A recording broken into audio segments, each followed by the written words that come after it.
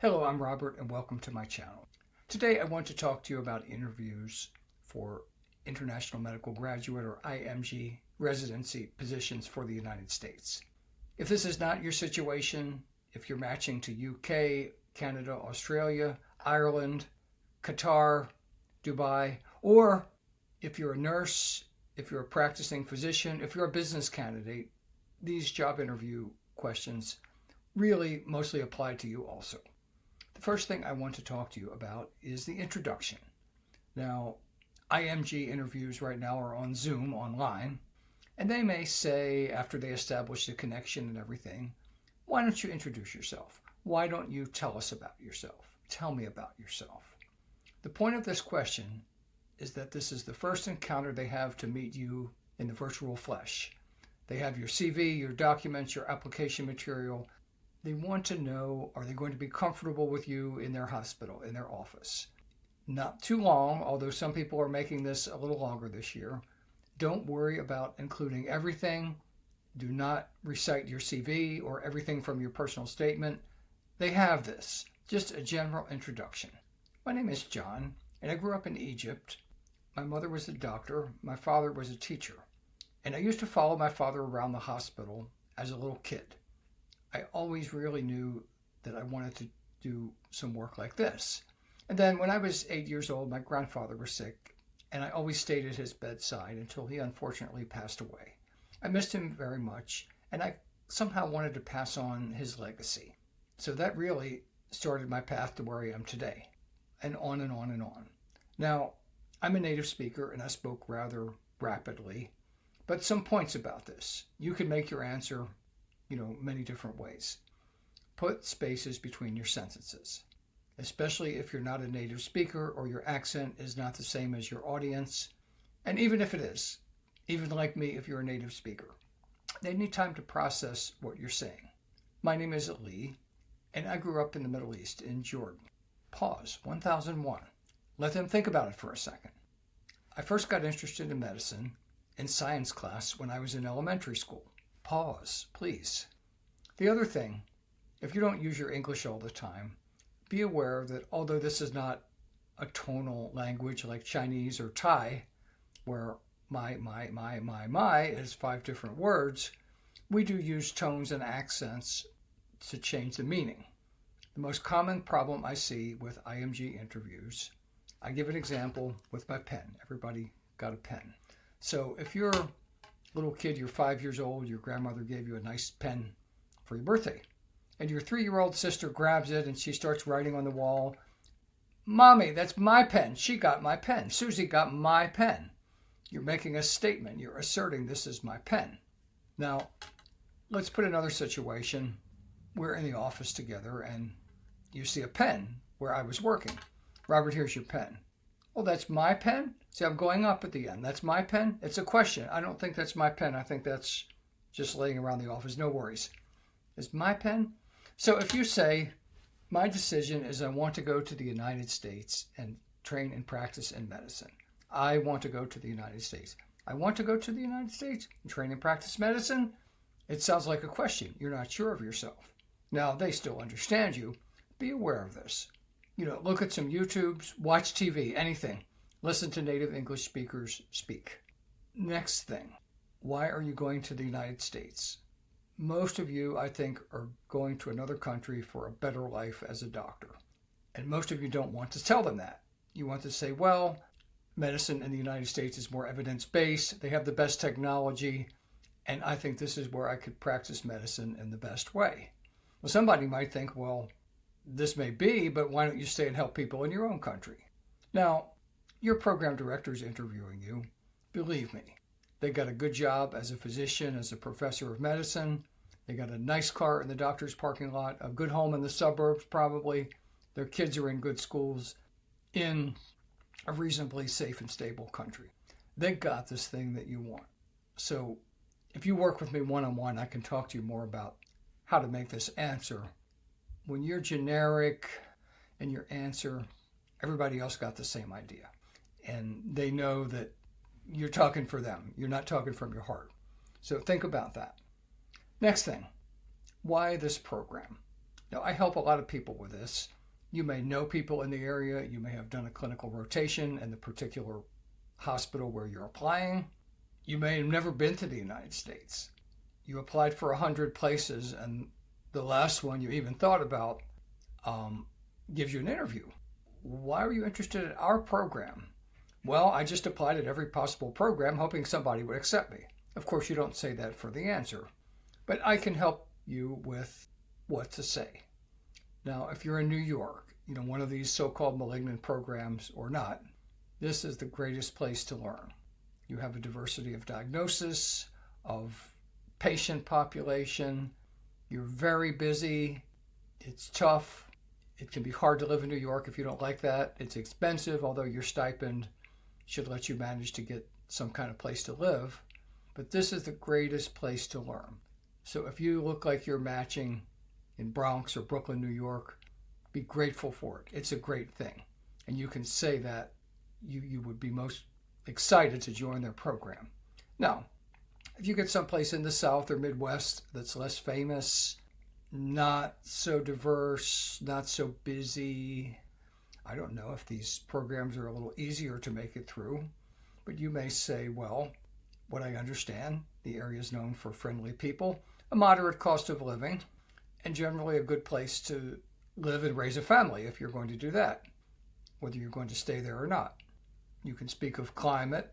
If you're in California or Florida, it's a mild climate. Every place else in the United States is a 4-season climate. If you're in Boston or Minnesota, Chicago, a rugged 4-season climate. You can also say that places on the East Coast are convenient to the rest of the East Coast and easy to fly anywhere in the world. And the Midwest is convenient to both coasts. And California's, you can also fly to the East Coast and things like that. Be careful. Somebody said to me, well, I'm going to tell them that it's great to be near the beach. And he was applying to northern Alabama. Now, that can be a good place, but it's not near the beach. It looks, 2 centimeters away on the map, but it's a little further. So be realistic and don't emphasize the tourist attractions of a place that's not famous for that.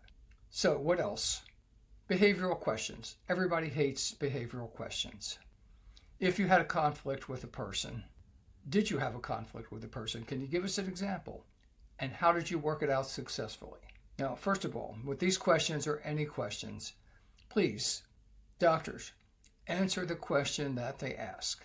If they say, did you have a situation with a person where you had a conflict that you resolved, do not advise them how conflicts should be resolved. They know that. Find a situation, practice this, get somebody to help you. I can help you. Find a situation where there was conflict. What are your best and worst qualities? Most people like to say, well, I'm hardworking, I'm a team player. I'm waiting for them to say I'm beautiful or handsome or something like that. It's totally meaningless. We want something unique to you. Ideally, should not be the technical skills of a doctor, but something would apply to your personality, whether you're a doctor, an engineer, or the hospital cleaner. For your worst qualities, most people will say, well, I'm too helpful. I go around and help everybody else, and I have to really manage my time to take care of my own studies, my own work, my own patients. So generic. Can you think of something else? Sometimes when I sit with a student for a few hours in the 1-hour lessons that I give, I get a pretty good impression of what their actual attributes are. And I'll tell you, I'll tell you what yours are. What are you going to do in the future, in 5 years, after residency? Well, you don't have to know. Many people are interested in a fellowship, a subspecialty, and being a professor of medicine. Some people might really just want to get out into the community and start practicing. Both are good. You can say that you're thinking of endocrinology or rheumatology or just being a GP, but you're going to see what develops and see what opportunities are out there. That's perfectly all right to tell them your real answer. One problem, one question that my students have been having so much trouble with this year, tell us about your medical school. Now, they know how your medical school or university system works in your country. You have some entrance exam to qualify. The university accepts you. You have basic science, and then you have clinical rotations. They know that, so you don't have to explain that to them. Is there a class, a course, a professor, a classmate, a patient, something in the anatomy lab, a bit of research you did, something that inspired you and what made you who you are today? All of you out there seem to have forgotten, and you just went to medical school a couple of years ago. Now, I went to nursing school. It'll be 30 years this year. And I remember a lot of things. So don't tell me you can't remember anything. Open the mind and tell us something. Be ready to ask them some questions. With this question or any job interview question when you're practicing, write down, get a piece of paper, bullet points, what's your real answer from the heart? And then you can adapt that to what you feel safe to tell them. What would you really like to know about the program? Or what's in an ideal program?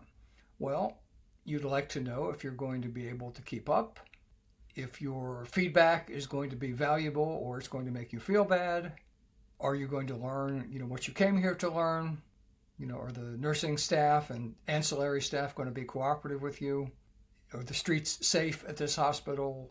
What's your apartment going to be like? You can talk about these things. Google, look at their website. They're usually public relations pieces, but you can ask these things. Opportunities for research, fellowships. Do they see any changes in the future? Do not ask about work-life balance. And do not say that's why you're applying there.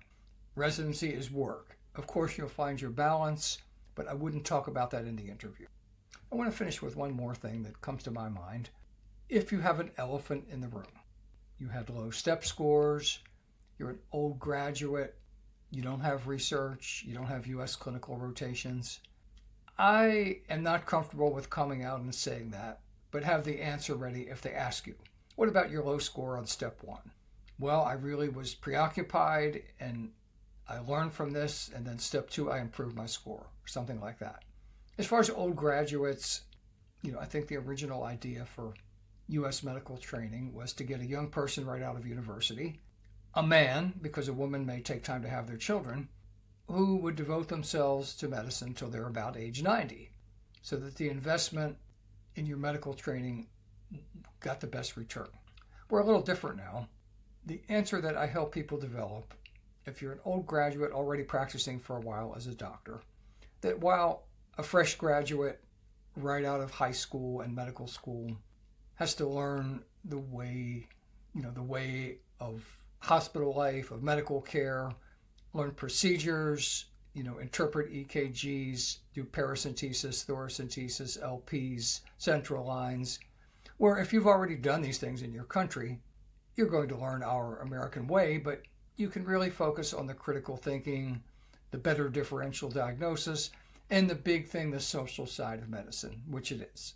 Learning about our insurance, of our non-compliant patients. So think about all these things. I'm on holiday now for the next couple months.